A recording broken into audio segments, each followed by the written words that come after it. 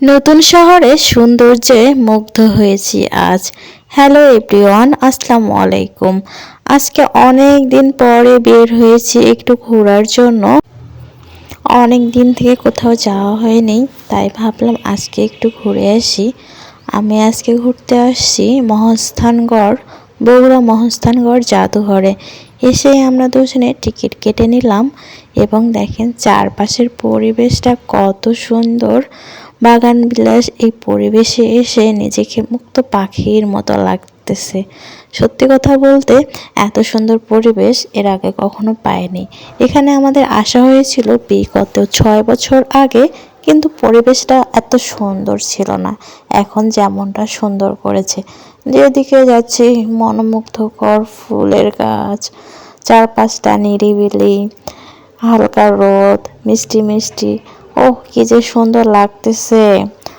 আর দেখেন ফুলগুলো কতটা সতেজ আর তরতাজা। এখানে কিন্তু অনেক রকম ফুল ছিল। হলুদ গোলাপ ছিল, লাল গোলাপ ছিল, সাদা গোলাপ ছিল।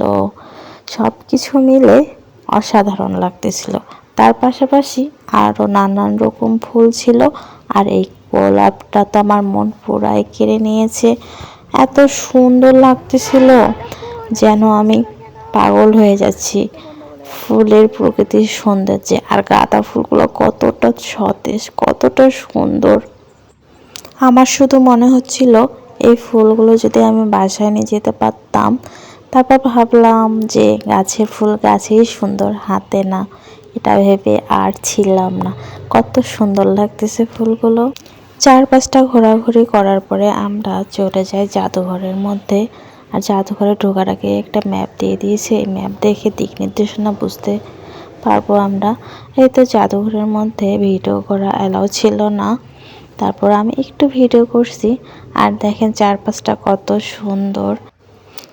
এখন বলি এই বগুড়া মহাস্থানগড় কোথায় অবস্থিত।